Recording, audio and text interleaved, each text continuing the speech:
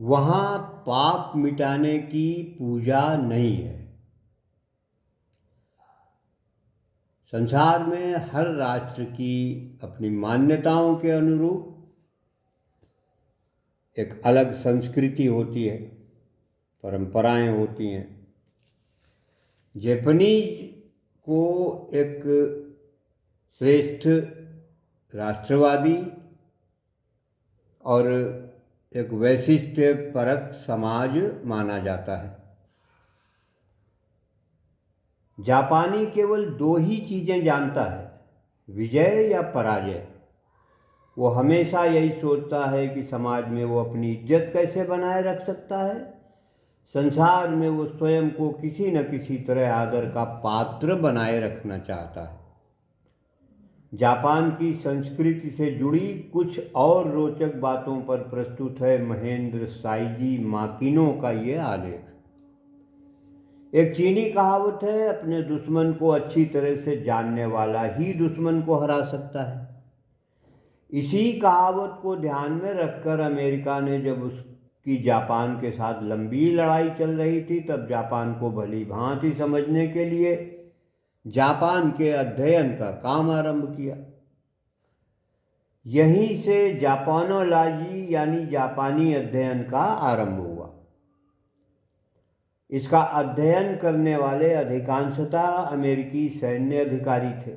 बाद में 1944 में अमेरिका ने इस काम को एक अमेरिकी मानवविज्ञानी रूथ बेनेडिक्ट को सौंपा, जिन्होंने the chrysanthemum and the sword patterns of Japanese culture नामक पुस्तक 1946 में लिखी। रोचक बात यह है कि बेनेडिक्ट कभी जापान नहीं गई, फिर भी उन्होंने जापानियों की मानसिकता, जीवन और संस्कृति को सूक्ष्म दृष्टि से देखते हुए सजीव अंकन किया। लेकिन इसके साथ ही जापानियों के जीवन के भद्दे रूप को इस पुस्तक में खुलकर प्रदर्शित किया है, जिसे पढ़कर जापानी आत्मनिरीक्षण की गहरी तह तक डूब जाते हैं। अब देखिए, जो अपने यहाँ का सिद्धांत है कि निंदक नियरे राखिए, उसका क्या महत्व होता है, जापानीज ने बहुत ठीक से समझा। ये नहीं कि जहाँ त्रुटि है उसको सुन करके पढ़ करके क्रोधित हो जाएं। तो आत्मनिरीक्षण की गहरी तह तक डूब जाते हैं। हालांकि इसके बाद से जापान तेजी से बदला है। जापानी विचारधारा में एक व्यक्ति मातृ-ऋण, पितृ-ऋण या नित्य जीवन में न जाने क्या क्या ऋण लेता है। अपने से किसी काफ़ी दूर के संबंधी से अनपेक्षित रूप से ऋण लेना एक जापानी के लिए सबसे अधिक कष्टकारी होता है। किसी अनजान आदमी से एक सिगरेट का ऋण लेते हुए भी जापानी अपने मन में संकोच अनुभव करते हैं, संकोच महसूस करता है। देखिए, स्वाभिमान का जज्बा, और कहता है मुझे खेद है। जापानी भाषा में इसके लिए अरिगातो गोजाइमासु कहते हैं, जिसका अर्थ है आपके ऋण से मुझे बेचैनी है और आपका ऋण चुकाना आसान नहीं है। किसी व्यक्ति में ऋण लेने पर कृतज्ञता ज्ञापित करने के लिए जापानी शब्द है काताजी केनाई, अर्थात अपमान या लज्जाजनक, यानी ऋण से मैं अपमानित हुआ। इस अभिव्यक्ति द्वारा एक जापानी अपने अपमान को कबूल करता है और जब तक ये ऋण चुका नहीं लेता उसे चैन नहीं मिलता। मूल तौर पर जापानियों की दृष्टि में 5 व्यक्ति कृपा कारक होते हैं: सम्राट, माता पिता, स्वामी, गुरु और अन्य व्यक्ति। वहीं जापानियों का नैतिक धर्म 2 प्रकार का होता है, जैसे स्वामी के प्रति, निकट और दूर संबंधी व अन्य व्यक्तियों के प्रति। निकट और दूर संबंधी व अन्य व्यक्तियों के प्रति, दूसरा अपने नाम व इज्जत के प्रति, जैसे अपमान या निंदा के प्रति बदला लेना, शिष्टाचार के नियमों का पालन करना, अपने पद के अनुकूल जीवन बिताना और लापरवाही से अपने मनोभाव को व्यक्त न करना आदि आदि। जापान में मातृभक्ति को प्रमुख स्थान प्राप्त है और अनिवार्य रूप से उसका पालन किया जाता है। जापानी अपने माता पिता की अनैतिकता के अवगुण के बावजूद उनके प्रति अपना कर्तव्य पालन करता है। ये मातृभक्ति केवल उस समय छोड़ी जा सकती है जब देशभक्ति के साथ उसकी टकराहट हो।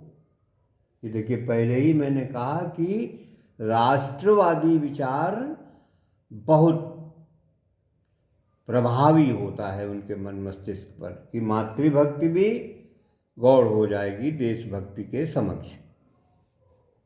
अपनी इज्जत का महत्व रखने वाले जापानी के लिए अपेक्षित आत्मसंयम उसके नाम के प्रति नैतिक धर्म का एक अंग है। बदमाश, गुंडे, झूठ बोलने वालों या मजाक उड़ाने वालों से जापानी यथासंभव दूर रहा है। समुराई से शारीरिक कष्ट सहने की मांग की गई थी। सामुराई से, जैसे जब भूखों मरने की नौबत आ जाती है तब भी जापानी ऐसा बहाना बनाता है जैसे अभी पेट भरकर खाना खा चुका हो। जापानी समाज में किसी का बहुत अमीर हो जाना भी एक प्रकार का अपराध ठहराया जाता था। जन साधारण के लिए एक ही नारा था, यथा व्यक्ति यथा स्थान। जब तक जापानी यथा पद पर रहेगा तब तक वो निश्चिंत होकर बिना किसी शिकायत के काम करेगा। उपहास और निंदा को जापानी समाज सबसे बड़ी बुराई मानता है। हत्यारे को तो माफ किया जा सकता है, लेकिन उपहास करने वाले व निंदा करने वाले को नहीं। जापानी अपने अपमान पर गंभीरतापूर्वक सोचता है और अपनी असफलता, उपहास या बहिष्कार के सामने एकदम निराश हो जाता है। इसलिए दूसरों को सताने के बदले वो अपने को भीतर ही भीतर अधिक सताता है। जापानियों का जीवन दर्शन उनकी देशभक्ति, मातृभक्ति, नैतिक धर्म, सहानुभूति और सदाचार में व्यक्त होता है। प्रत्येक मनुष्य की आत्मा मूलतः नई तलवार सी तेज, धारदार और चमकदार मानी जाती है। आत्मा नई तलवार सी नहीं चमकती तो जंग लगी मानी जाती है और जंग को वो अपने शरीर से निकला हुआ बुरा परिणाम कहकर जीवन की बुराई मानता है। जापानी अपने चारों ओर सभी परिस्थितियों पर हमेशा ध्यान रखता है और ये विचार हमेशा मन में बनाए रहता है कि अन्य जनों पर अपने व्यवहार का क्या असर पड़ेगा। मतलब जिसको आत्मावलोकन कहते हैं, आत्मनिरीक्षण कहते हैं, यही एक जागृत मनुष्य की निशानी भी है। इसीलिए हाँ, जापानी अपनी इज्जत के लिए जीता है और उसी के लिए मरता भी है। इसीलिए कभी कभी जापानी अपने पाप पर कड़ी प्रतिक्रिया व्यक्त करता है, पर इससे भी अधिक वो अपने आत्मगौरव पर जोर देता है। अतः हम जापानी संस्कृति को आत्मगौरव की संस्कृति कहें तो भी अतिशयोक्ति नहीं होगी। इसमें सुख की कामना की विधि है, किंतु पाप मिटाने की पूजा नहीं। कहते हैं कि भारतीय योग साधना भारत से चीन होती हुई जापान पहुंची और वहां सामुराई वर्ग के स्वभाव के अनुकूल जीवन पद्धति के रूप में स्वीकार की गई। बाद में यही जैन साधना पद्धति के रूप में अपनाई गई।